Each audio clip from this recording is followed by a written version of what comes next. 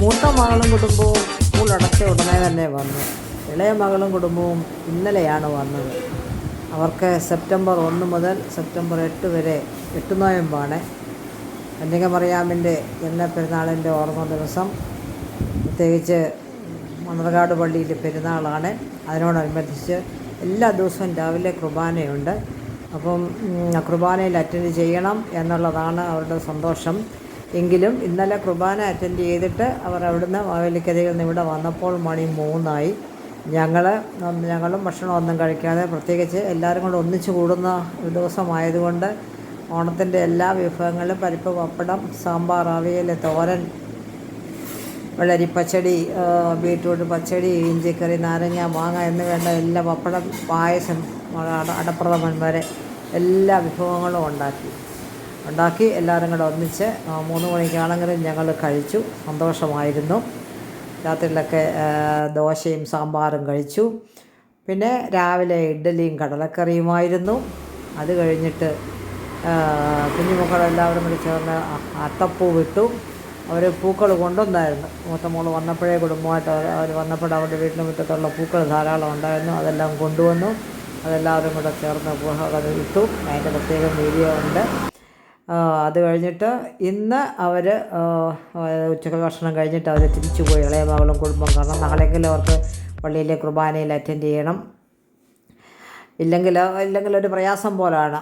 ഇവിടുത്തെ പള്ളിയിൽ നിന്നും പോയാൽ ശരിയാകത്തില്ല. അതുകൊണ്ട് അവർ ഊണ് കഴിഞ്ഞപ്പോൾ തന്നെ പോയി. ഇന്ന് വെജിറ്റബിൾ ബിരിയാണിയും അതുപോലെ പനീർ റോസ്റ്റും കൂടെ ഉണ്ടാക്കി. പിന്നെ സലാഡ്, പപ്പടം, അച്ചാർ ഇതൊക്കെയായിരുന്നു. കഴിച്ചു. സന്തോഷത്തോടെ അവർ ഉച്ചയായപ്പോൾ പോയി.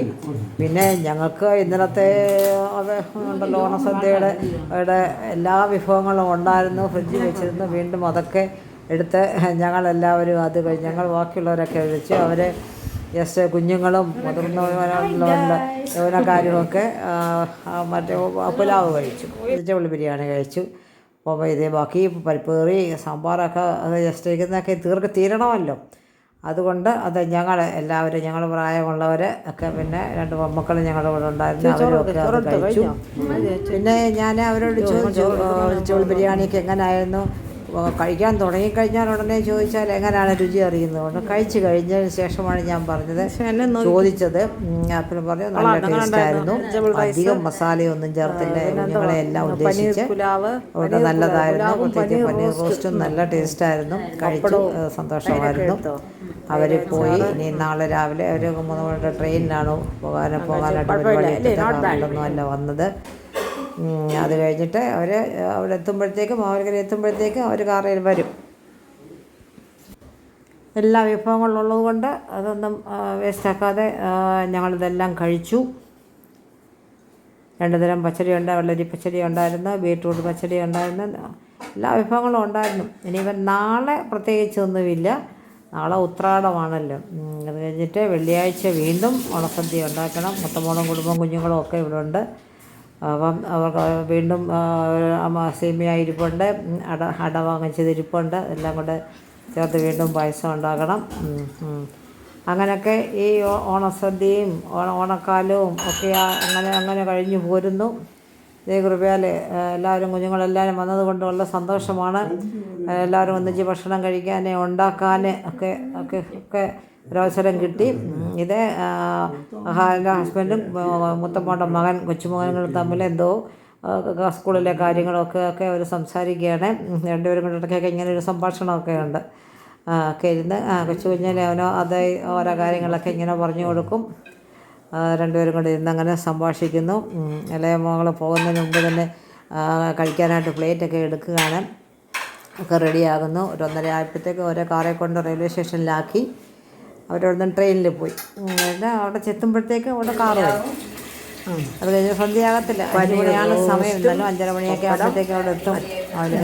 അച്ചാറ് അങ്ങനെ സന്തോഷമായിട്ട് എല്ലാവരും കൂടെ ഒന്നിച്ച് ഞങ്ങൾ ഭക്ഷണം ഉണ്ടാക്കി കഴിച്ചു. 2 ബന്ധു വീടുകളിലൊക്കെ പോയി. ഞങ്ങൾ അടുക്ക കിട്ടുന്ന സമയമെല്ലാം ഞങ്ങൾ നർമ്മ സംഭാഷണം എല്ലാവരും കൂടെ. ഇനിയിപ്പോൾ ശനിയാഴ്ച മൂത്ത മകളും കുടുംബവും പോയി കഴിഞ്ഞാൽ വീണ്ടും ഞാനും ഹസ്ബൻഡും ധരിച്ചാകും. പിന്നെ എന്തെങ്കിലും അവധി 2-3 ദിവസമൊക്കെ അവധി ഉള്ളപ്പോഴൊക്കെ പെൺമക്കൾ വരും. തന്നെയും ഒക്കെ ആയിട്ട് എൻ്റെ കുഞ്ഞുങ്ങളുമായിട്ടൊക്കെ വരും, കുറേ ദിവസം ഞങ്ങളുടെ കൂടെ ആയിരിക്കും ഒക്കെ. എല്ലാത്തിനും ഒക്കെ പ്രായമായി കഴിഞ്ഞാൽ പിന്നെ ഇങ്ങനെയൊക്കെ ഒക്കെ ഉള്ളല്ലോ. മക്കളൊക്കെ ആൺമക്കളാണെങ്കിലും ദൂരെ ജോലിക്കും ഒക്കെ പോകുന്നതുകൊണ്ട് അവരും ദൂരെയായിരിക്കും. പെൺമക്കളാണെങ്കിലും വിവാഹം കഴിച്ചയച്ച് ആ വീടുകളിൽ അവിടെ പേരൻസുണ്ട്, വലിയവർക്ക് ജോലിയുണ്ട്, 2 പെൺമക്കളും ടീച്ചേഴ്സാണ്, ജോലിയുണ്ട്. ഇതൊക്കെ കാര്യങ്ങളുമായിട്ട് അവർക്ക് ഇരുന്നെങ്കിലും വലിയ പറ്റത്തുള്ളൂ. ഇങ്ങനെ എപ്പോഴും നമ്മൾ പേരൻസിനൊക്കെ ഇരിക്കാനൊക്കുമോ? ഒക്കത്തില്ല. അതുകൊണ്ട് ഉള്ള ദിവസങ്ങളിൽ വരുമ്പോൾ സന്തോഷമായിട്ടെല്ലാം ഒക്കെ കാണും കേൾക്കും ഒക്കെ സന്തോഷമാണ്. ഇനി അവരോട് എത്തിക്കഴിഞ്ഞിട്ട് വിളിക്കും. വീണ്ടും 2 ദിവസം കൂടെ ഉണ്ട്. കുറേ കുഞ്ഞുങ്ങളൊക്കെ ഉള്ളതുകൊണ്ട് അവരൊക്കെ സന്തോഷമായിട്ടൊക്കെ ഞങ്ങൾ ഇരിക്കുന്നു ഒക്കെ. അങ്ങനെ ഈ ഓണാവധിക്കാലം ഒക്കെ തിരുവോണം ആഘോഷിച്ച് കഴിഞ്ഞാൽ എല്ലാവരും അങ്ങോട്ടും ഇങ്ങോട്ടും പോയെങ്കിലേ ഒക്കത്തുള്ളൂ. തിങ്കളാഴ്ച എല്ലാവർക്കും സ്കൂൾ തുറക്കും, മക്കൾക്ക് സ്കൂളിൽ പോകണം, ടീച്ചേഴ്സിനും പോകണം. അങ്ങനെ ഓണാവധിക്കാലം